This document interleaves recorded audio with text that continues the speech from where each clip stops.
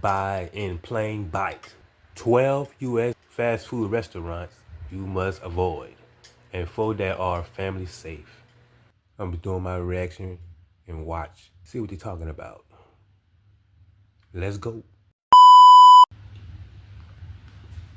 Not as an expression, not as an exaggeration, silicon dioxide, the scientific name for sand, is a listed ingredient in Taco Bell's seasoned beef. That's number 1 on this list. And once you know it's there, you start wondering what else got in while you weren't looking. Here's what took me a long time to figure out. This isn't one chain's mistake. 12 chains on this list made deliberate decisions, calculated, board-approved decisions, about what goes in your food. And they counted on you never asking. Every single meal you've eaten at these places, someone at a conference table already knew what was in it, and decided that was fine. By the end of this video, you'll know which 12 to avoid, the 4 that actually earned your money, and the private equity plot twist that explains why so many of these places feel different from how they used to. Let's go. The worst 12. Number 12. Sonic Drive-In. Let's start somewhere familiar. Summer, a parking lot, a car hop on roller skates, a cherry limeade so cold the cup sweated in your hand. For a lot of people watching this, Sonic wasn't just fast food, it was a ritual. Here's what that ritual is worth to the people who own it now. Inspire Brands, private equity-backed, around $13 billion in annual revenue, also owns Arby's and Buffalo Wild Wings. The playbook across all of them is the same. Acquire a brand people already trust, trim the operating costs, and let the nostalgia carry the slack. County health inspectors pulled the number at a Sonic location. The shake mix was sitting at 49 degrees Fahrenheit. The safe cold holding limit is 41. That's the bacterial growth zone. That mix was on its way to your cup, while someone at the drive-thru window handed it out with a smile. A 2024 National Restaurant Meat Antibiotic Scorecard gave Sonic an F, not a D, an F. One of the chains that couldn't meet a basic written standard for its beef, pork, or turkey supply. A Sonic location in Florida was temporarily shut down after inspectors recommended an emergency order. Multiple violations, repeat findings, the kind of paperwork that means something went wrong more than once. A medium cotton candy cream slush, 750 calories, 124 grams of carbohydrates, 0 protein, 0 fiber. Sonic put sugar in a cup, stuck a straw in it, and called it a beverage. You did the rest. If you're managing blood pressure or blood sugar, and statistically a lot of people in this age group are, one Sonic combo can burn through your whole day's limits before you get back on the highway. The cherry limeade still tastes the way it always did. That's the whole strategy. That's number 12. We haven't started yet. Number 11. Wendy's. Fresh, never frozen. You've seen it on the sign, on the cups, in the commercials. It's not just a slogan, it's a promise. So here's the question. What exactly does that promise cover? The beef patties. In North America, that's it. The chicken isn't covered. The breakfast items aren't covered. The eggs aren't covered. The produce that arrives pre-prepped and pre-packaged isn't covered. Fresh, never frozen applies to maybe a third of the menu, and Wendy's built an entire brand identity around it. A lawsuit filed in 2024. And this is the part that stops you. Alleged that an 11-year-old suffered permanent neurological injuries after eating at a Wendy's franchise. The health inspection report for that location listed 17 active violations. 17. Moldy food, dirty utensils, produce with no date labels, sanitizer that didn't hit minimum standards. 17. Fresh, never frozen was on the sign outside while that was happening inside. Wendy's was also implicated in the 2022 E. coli romaine lettuce outbreak. And in 2024, they pulled onions during the Taylor Farms contamination. The same recall that simultaneously hit McDonald's, Burger King, KFC, and Taco Bell. Never frozen has never once meant never contaminated. Wendy's is publicly traded.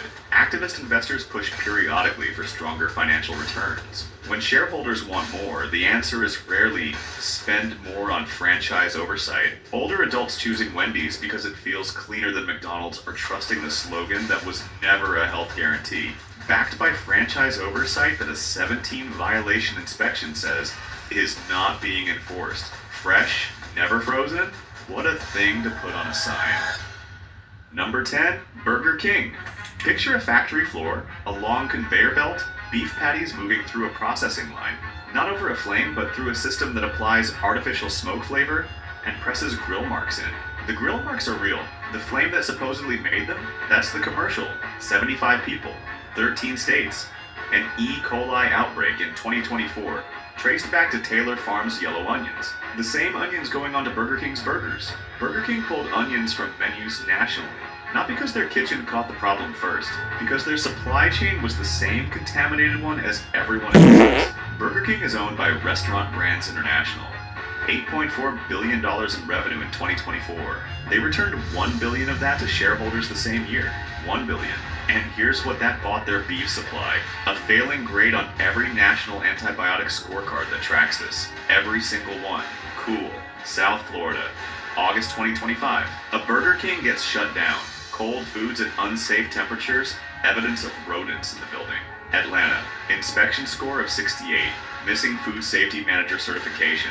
Garbage piled near the dumpster. These aren't rogue franchises. These are the predictable outcomes when a corporation's primary obligation runs upward to shareholders instead of downward to the kitchen. Burger King, remember that name. It's going to come up again. Number 9, Arby's. Let me tell you something food scientists know that most people don't. There's an enzyme called transglutaminase. In the food industry, they call it meat glue. Stay with me here because this is the part that actually matters. What it does is take smaller pieces of meat, scraps, offcuts, the stuff that doesn't make the standard cut, and bind them together into a single block. Uniform. Looks like a solid piece. The reason this should concern you isn't the texture, it's the math. When you take separate pieces of meat and bind them together, you multiply the total surface area that could be carrying bacteria. E. coli, Salmonella, Listeria, all of them need surface area to grow. Meat glue gives them more of it. FDA approved, yes. Still a meaningful risk when temperature control isn't perfect. And in a busy fast food kitchen, temperature control isn't always perfect. Arby's roast beef is processed this way. We have the meats is the slogan. I mean, sure, Arby's is part of Inspire Brands, the same parent company as Sonic. Number 12 on this list. Inspire Brands is backed by Rourke Capital, a private equity firm out of Atlanta managing tens of billions in assets. Same ownership, multiple logos, one set of priorities. A classic Arby's roast beef sandwich, over 1,000 milligrams of sodium. That's just the sandwich. That's before the curly fries, before the sauce, before the drink. And they have the audacity to call the fries loaded. They're already loaded. Older adults with kidney disease process phosphates added as a preservative throughout the menu. Much harder than healthy kidneys do. Fluid retention, cardiovascular strain, things that don't show up the night of the meal. They show up later when it's harder to trace back. Former employees have described the roast beef as arriving in bags, pre-formed blocks that get sliced to order. You're not watching it get carved, you're watching it get unpacked. We have the meats, and now you know what's in them. Number 8, Jack in the Box. In 1993, Jack in the Box hamburgers killed 4 children. The E. coli outbreak that followed became one of the most important food safety cases in American history. Federal meat inspection standards changed. The whole industry had to change. Jack in the Box survived. Here's what they decided to do with everything they learned. They built the Munchie Meal. Available from 9 at night to 5 in the morning. Designed and marketed explicitly in their own advertising for customers who are intoxicated. Food media described it as made for people too impaired to make a good decision. Their own commercials wink at it. This is not a side effect of their business model. This is the business model. Identify the most impaired customers at their most vulnerable moment, build a product line around them, and market to them directly. Former employees have described late night shifts as the worst environment for food safety. Fewer staff, more volume, holding times stretched, fryers running on old oil, grills that don't get cleaned the way the manual says they should.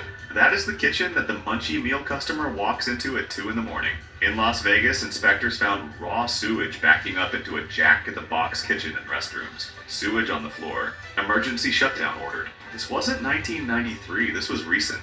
Jack in the Box Incorporated is publicly traded. Multi-million-dollar executive compensation packages. The chain that survived one of the worst food safety disasters in American history had a choice about what to build next. A culture of extreme caution, a safety-first operation that proved it had learned the lesson. They built the Munchie Meal. They learned the lesson.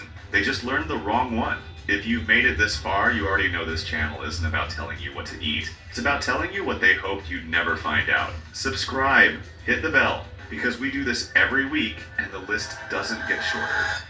Number 7, Checkers and Rallies.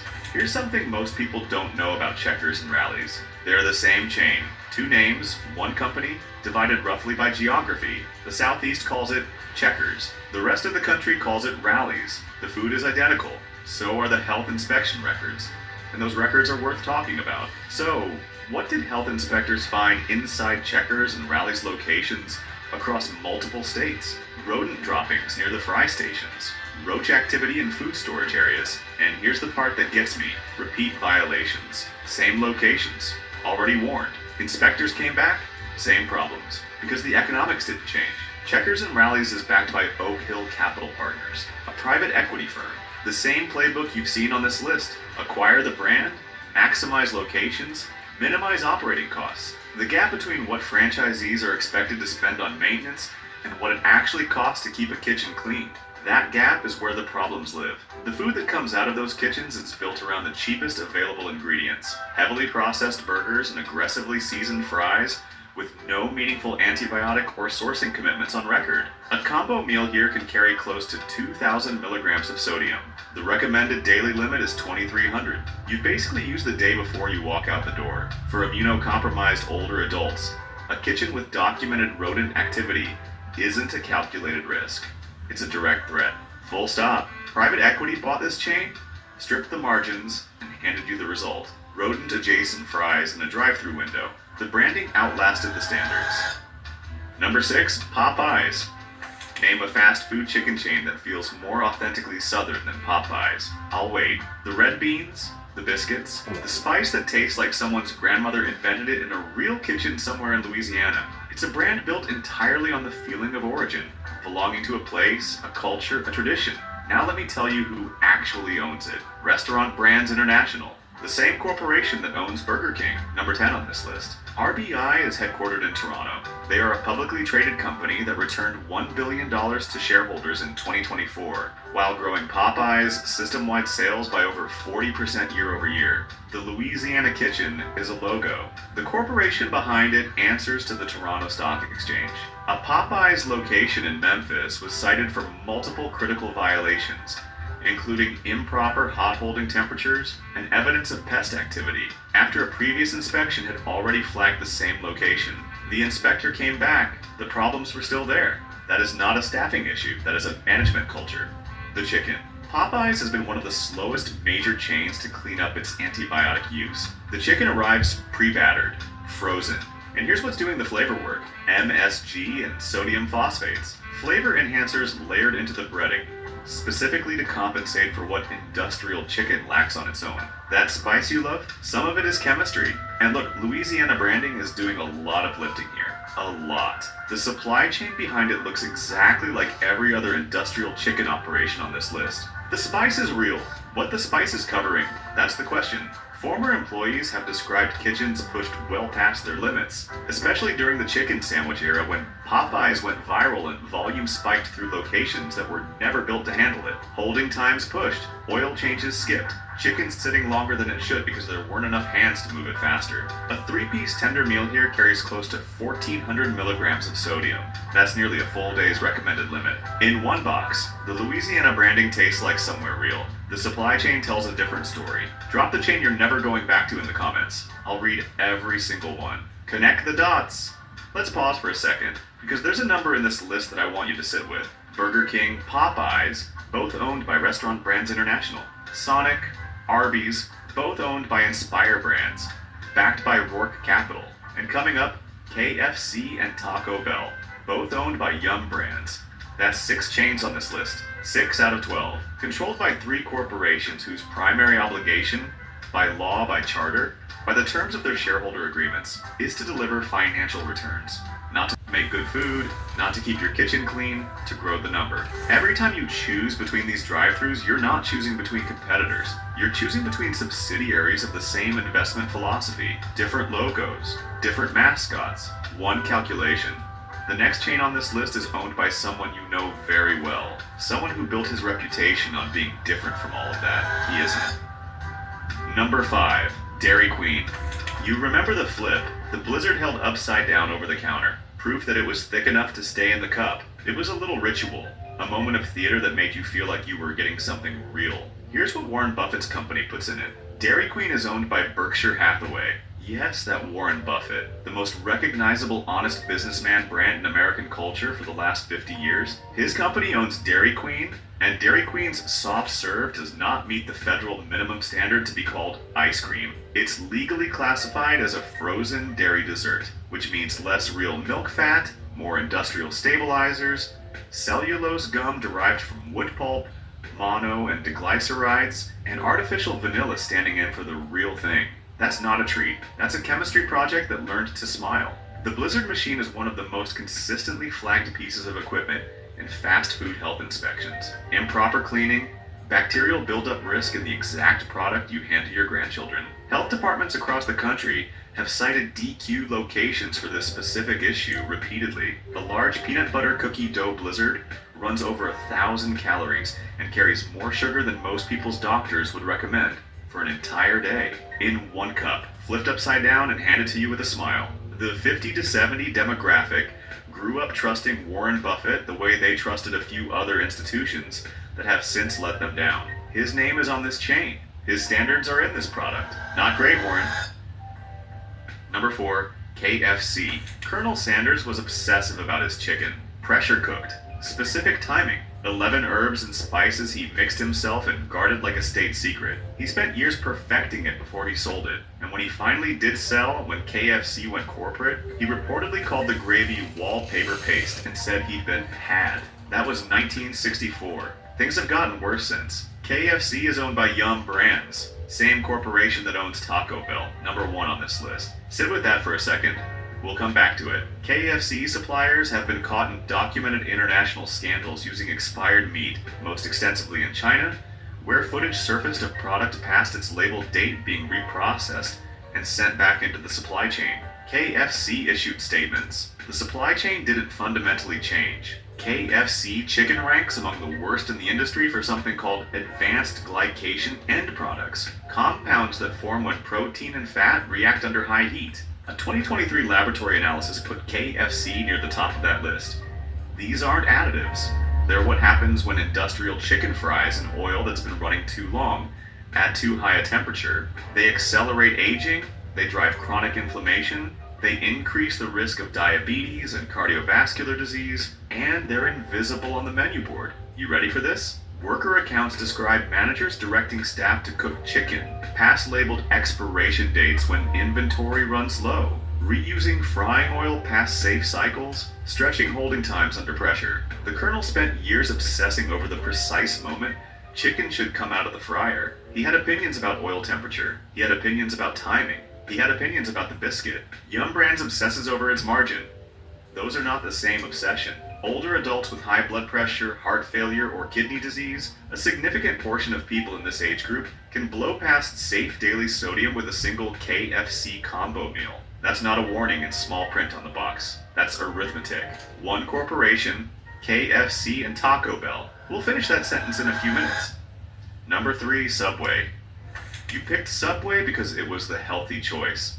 That's the whole play. That's why they put it next to gyms and yoga studios. That's why the commercials showed people losing hundreds of pounds eating it twice a day. That's why they built a brand worth billions on the word fresh. So here's the question worth sitting with. What if that was never true? The bread. Subway's bread isn't real bread in the way most people picture it. It's a commercial dough product containing azotocarbonamide, a conditioner used in commercial baking that is also used in the manufacturing of yoga mats and shoe soles. After public backlash, Subway announced they'd removed it. They may have. But here's the part worth sitting with. Azotocarbonamide is banned as a food additive in Europe and Australia. The FDA still allows it here. Subway needed a PR campaign to stop using something that other countries decided decades ago shouldn't be in food. That's not a Subway problem.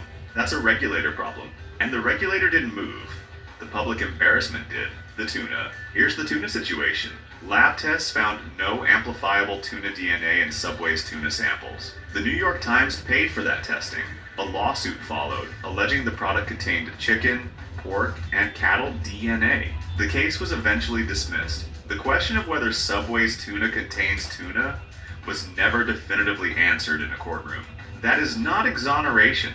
That is a technicality. The chicken. Lab analysis found approximately 50% chicken DNA in Subway's chicken products. The rest, soy, preservatives, and fillers. Half in the chicken, at the sandwich chain.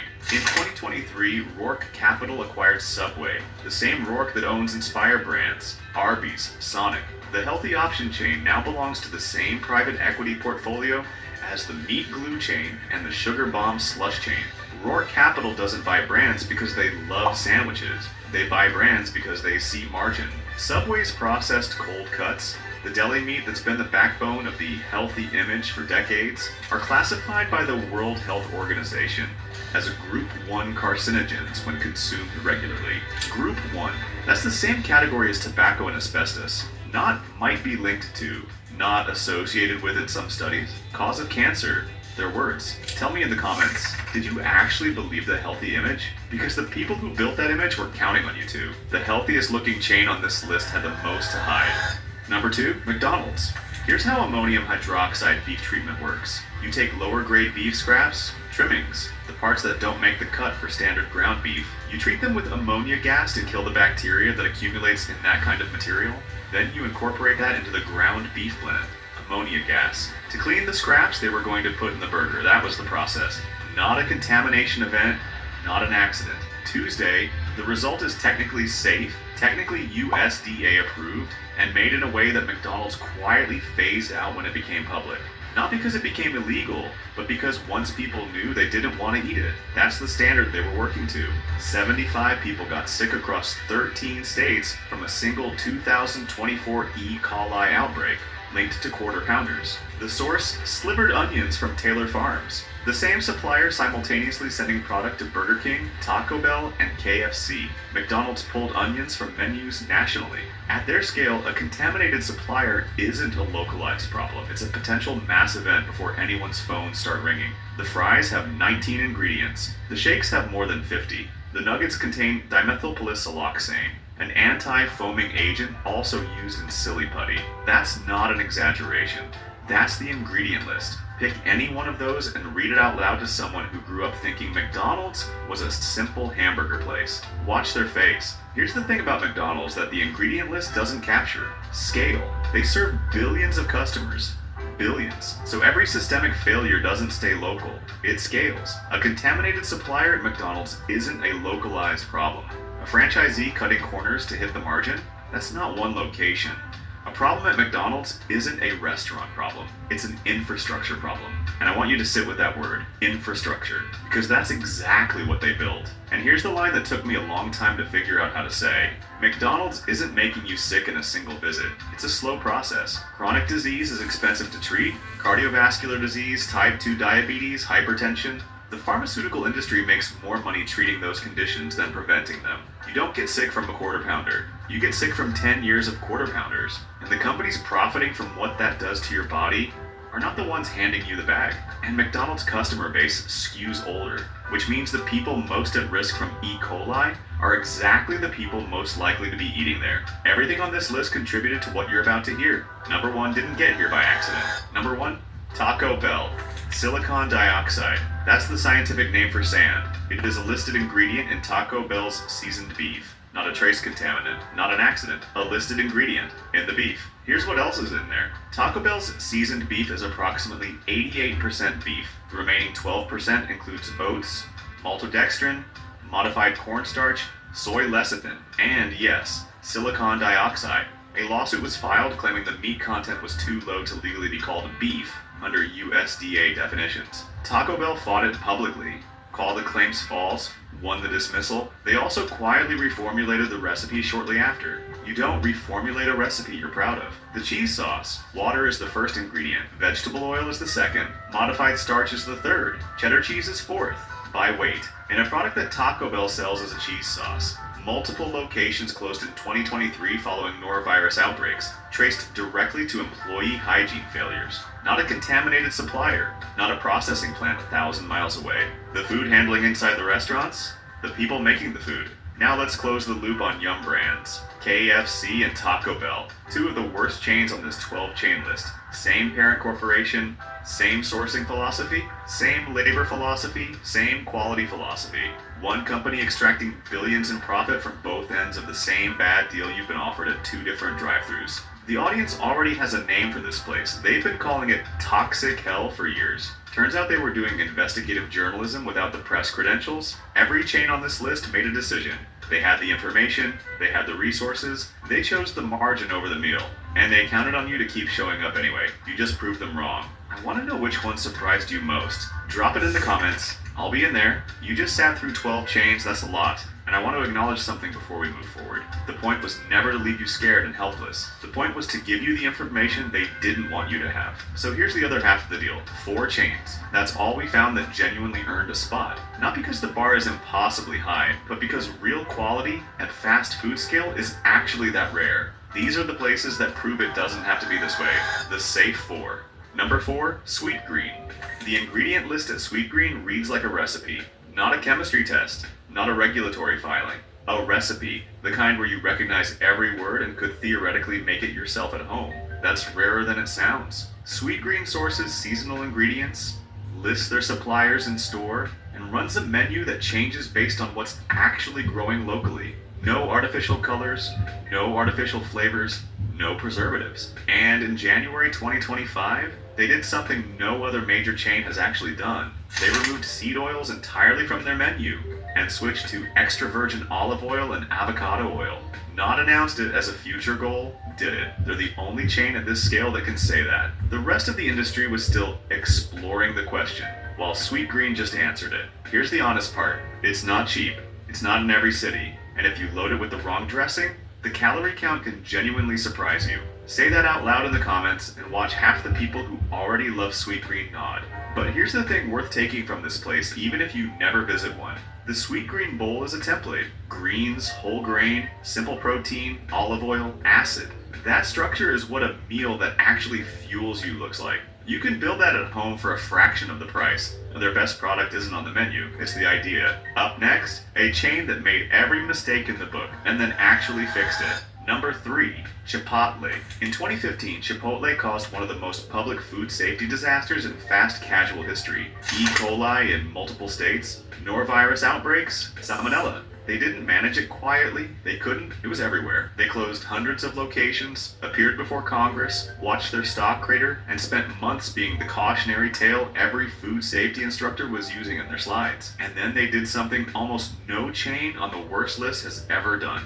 They actually fixed it. What Chipotle built after 2015 is, by outside food safety assessment, now among the most rigorous protocols in the industry. Not just fast food, the industry. High-resolution food safety cameras, DNA testing of ingredients before they enter the kitchen, enhanced supplier audits with third-party verification. What they serve now, no added colors, flavors, or preservatives anywhere on the menu. Antibiotic-free meat sourced from farms with documented animal welfare standards. A guacamole recipe with 6 ingredients. An ingredient list you can read in under a minute and recognize every word. Every chain on the worst list, when caught, issued a statement and continued operating as before. Chipotle is the counterexample. Are you getting emotional? Wow. This show defined her generation. The one that proves the response to a disaster doesn't have to be a press release. Honest caveat, it's still fast food. Build wrong, triple protein, heavy queso, big chips, and the sodium and calorie numbers will find you. Use the bowl structure, hold the sour cream. Number 2, Chick-fil-A. I know what some of you are already typing. You've seen the factory chicken stories. You saw the 2024 Polynesian sauce recall, an allergen mislabeling that pulled product from shelves. You have real concerns. You're not wrong to have them. Here's the full picture. The Polynesian sauce recall was an allergen labeling failure, and it was a genuine problem. Factory chicken sourcing is a legitimate concern across most of the industry, including here. Those things are true and they belong in the conversation. Here's what else is true, and this part matters. For years, Chick-fil-A maintained a full no antibiotics ever commitment across their entire chicken supply. They implemented it. They verified it. It was one of the most credible positions any major fast food chain had taken on this issue. Then in 2024, they walked it back. The new standard allows antibiotics when birds are sick, which sounds reasonable until you understand that when birds are sick, in industrial chicken farming is a standard with a very flexible definition. They had the gold standard. They gave it up. Under industry pressure, presumably. That is a real thing that happened, and it belongs in this conversation. What they still do right, the waffle fries have 3 ingredients: potatoes, oil, salt. The lemonade is fresh squeezed daily from real lemons, cane sugar, and water. The chicken is hand-breaded in the restaurant, not pre-frozen before cooking. The nuggets contain no added MSG or artificial preservatives. And operationally, in terms of food handling, kitchen consistency, and customer-facing standards, Chick-fil-A runs one of the tightest ships in the industry. Chick-fil-A consistently leads the entire fast food industry in customer satisfaction scores by a meaningful margin for over a decade. At the scale they operate, you cannot fake cleanliness and quality across thousands of locations for that long. It eventually shows up in the numbers one way or another. For them, it shows up in the satisfaction data. They're not perfect. They're number 2. And the gap between number 2 and number 1 is real. Half of you are nodding right now. Half of you are furious. Tell me which side you're on. I want to see this comment section. Number 1, In-N-Out Burger.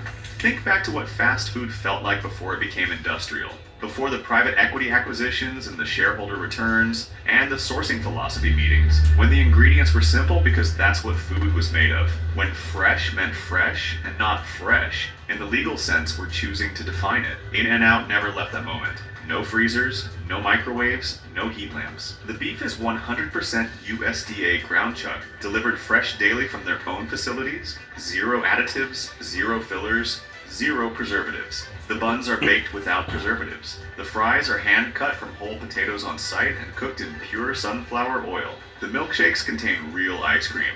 Cream and sugar, nothing else. The menu has barely changed since 1948 because they figured out what worked and stopped. Every single chain on the worst half of this list answers to someone else's financial return. Restaurant Brands International, Yum Brands, Rourke Capital, Oak Hill Capital Partners, Berkshire Hathaway, Inspire Brands. These corporations don't wake up thinking about your food. They wake up thinking about their number. In-N-Out is privately owned. It has always been privately owned. It answers to a quality standard set by the family that built it, not a board, not a private equity firm, not a shareholder who bought in last quarter. When you spend money at In-N-Out, you're not funding a buyout. You're funding a burger. That's it. That's the list. And that gap between the chains that answer to quality and the ones that answer to profit is the only thing you need to understand about fast food in America. You now know something that most people eating at these places right now don't know. That's not a small thing. The safest meal is still the one you make yourself, with ingredients you chose from a store you vetted, prepared in a kitchen you control. For everyone eating fast food 2, 3, 4 times a week because life is busy and options feel limited, this is what you do with the information now. You use it, you spend it differently, you stop giving the worst list your money and start thinking about where the rest of it goes. Fast food doesn't have to be a slow disaster, it just usually is. Next week, we're going inside the grocery store, specifically the deli counter. And what we found is going to make this list look like a warm-up.